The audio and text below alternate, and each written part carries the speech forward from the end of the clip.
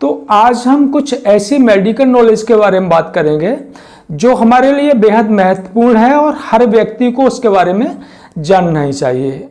हम अपनी day to day life में उनके बारे में अक्सर सुनते रहते हैं, देखना मुझे बुखार तो नहीं है, यार मेरा तो वैसे ही बीपी लो हो रहा है, मुझ में तो वैसे ही खून की कमी है।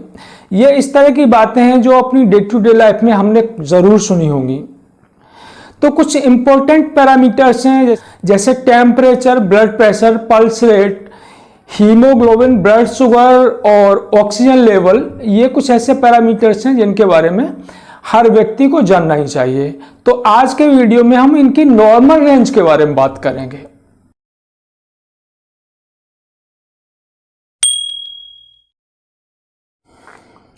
तो बॉडी टेम्परेचर एक इंपॉर्टेंट पैरामीटर है। सामान्यतः जो बॉडी टेम्परेचर है वो बाहर के टेम्परेचर से प्रभावित नहीं होता है। बाहर का टेम्परेचर कितना भी है, चाहे 0 डिग्री है चाहे वो 40 डिग्री है, अंदर का टेम्परेचर है, हमारे शरीर का टेम्परेचर है, वो स्थिर रहता है। स्थिर से मतलब वो एक रेंज में रहता है। तो सामान्यतः 98.6 डिग्री फ़ारेनहाइट होता है। 97 डिग्री फ़ारेनहाइट से 99 डिग्री फ़ारेनहाइट तक नॉर्मल टेम्परेचर होता है।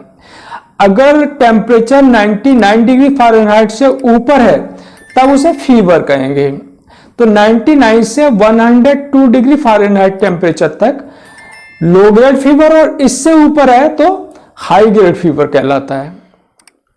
दूसरा इंपॉर्टेंट पैरामीटर्स हार्ट रेट या पल्स रेट है।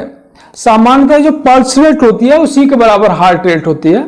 पल्स रेट हम स्टेथोस्कोप को लगा के सुनते हैं और हार्ट रेट फिंगर से हम पाल्पेट करते हैं। तो पल्स रेट की जो नॉर्मल रेंज है वो 60 से 100 है। अगर पल्स रेट 60 से कम है तो उसे ब्रेडिकार्डिया और अगर 100 से ज्यादा है तो उसे टैकीकार्डिया कहते हैं। तो पल्स रेट टेम्परेचर की तरह बहुत स्ट्रिक्ट रेंज नहीं होती उसकी। Pulse rate time to time change होती रहती है। जैसे कि आप बाहर से चल के आ रहे हैं तो पल्स रेट ज्यादा हो सकती है, आप सो के उठे हैं तो पल्स रेट कम हो सकती है। ब्लड प्रेशर एक इंपॉर्टेंट पैरामीटर है और आजकल ब्लड प्रेशर के मरीजों की संख्या बढ़ रही है। तो ब्लड प्रेशर के बारे में सबको सही जानकारी होनी चाहिए। तो JNC joint national committee America की जो गाइडलाइंस हैं उसी को पूरी दुनिया में फॉलो किया जाता है। तो JNC के अनुसार जो 120/80 यानी कि सिस्टोलिक ऊपर वाला ब्लड प्रेशर है वो 120 और नीचे वाला जो डायस्टोलिक ब्लड प्रेशर है वो 80, इससे अगर कम है तो वो ऑप्टिमल है।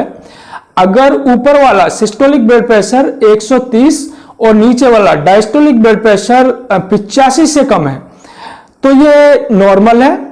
और अगर ऊपर वाला ब्लड प्रेशर 140 से कम और नीचे वाला 90 से कम है तो ये हाई नॉर्मल है। तो गाइडलाइंस ये कहती है कि हाई नॉर्मल यानी 130 और 140 के बीच में सिस्टोलिक और डायस्टोलिक 85 से 90 के बीच में है तब हमें प्रिवेंटिव मेजर्स अपनाने चाहिए। जैसे कि ओबेसिटी है तो वेट को कम करना चाहिए और नियमित एक्सरसाइज करना चाहिए, वॉक वगैरह करना चाहिए और ब्लड प्रेशर को ऑप्टिमल यानी 120/80 के नीचे ही रखना चाहिए। कोविड के समय में ऑक्सीजन सैचुरेशन बहुत चर्चा में रहा और ऑक्सीजन का लेवल कम होने से लोग सीरियस हो रहे थे और उनकी मौतें भी ऑक्सीजन सैचुरेशन के कम होने से ही हुई।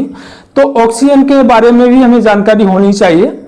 तो ऑक्सीजन सैचुरेशन है वो आर्टरीज होती हैं जो शरीर के अंदर ब्लड ले जाने वाली जो नलिकाएं होती हैं उनमें ऑक्सीजन सैचुरेशन ज्यादा होता है और वेन्स होती हैं, सिराएं, जो ब्लड को शरीर के विभिन्न हिस्सों से हृदय में वापस लाती हैं, उनमें ऑक्सीजन सैचुरेशन की मात्रा कम हो जाती है।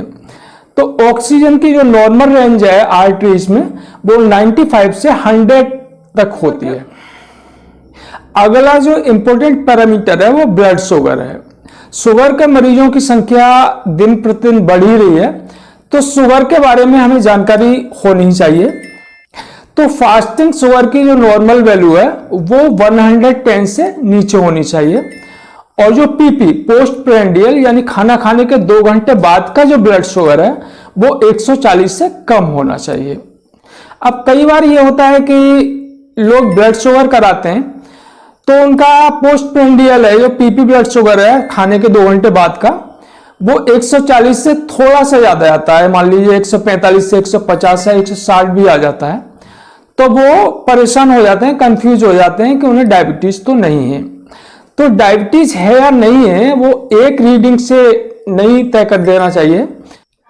अगर ब्लड शुगर 140 से ऊपर आता है तो फिर एक और जांच होती है HbA1c।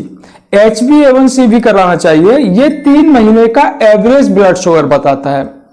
तो HbA1c है जो CDC है, सेंटर फॉर डिजीज कंट्रोल, जो अमेरिका की संस्था है, उसका कहना यह है कि 5.7 से नीचे है तो वो नॉर्मल है, और 5.7 से 6.4 है तो प्री डायबिटिक है, और 6.4 से ऊपर है तो डायबिटिक है ही।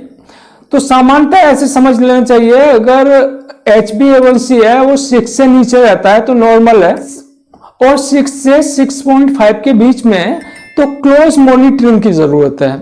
हमें टाइम टू टाइम 1 महीने में 2 महीने में उसे टेस्ट करा लेना चाहिए। साथ ही हमें प्रिवेंटिव मेजर्स हैं उन पर ध्यान देना चाहिए। ज्यादा जो रिफाइंड शुगर है उन्हें नहीं खाना चाहिए, मिठाई वगैरह, और उसके साथ ही एक्सरसाइज, और अगर वेट ज्यादा है तो वेट कम करना चाहिए। अगला जो इंपॉर्टेंट पैरामीटर है वो है हीमोग्लोबिन। हीमोग्लोबिन को सामान्यतः डॉक्टर कहते हैं कि आपके अंदर खून की कमी है, उनका मतलब यही होता है कि हीमोग्लोबिन की जो मात्रा है ब्लड में कम है। तो हीमोग्लोबिन की जो नॉर्मल रेंज है वो मेल के लिए 13 से 16 है, और फीमेल के लिए 12 से 15 है। तो धन्यवाद। अगर वीडियो आपको पसंद आया हो तो लाइक करें और शेयर करें, ज्यादा से ज्यादा लोगों तक पहुंचाएं।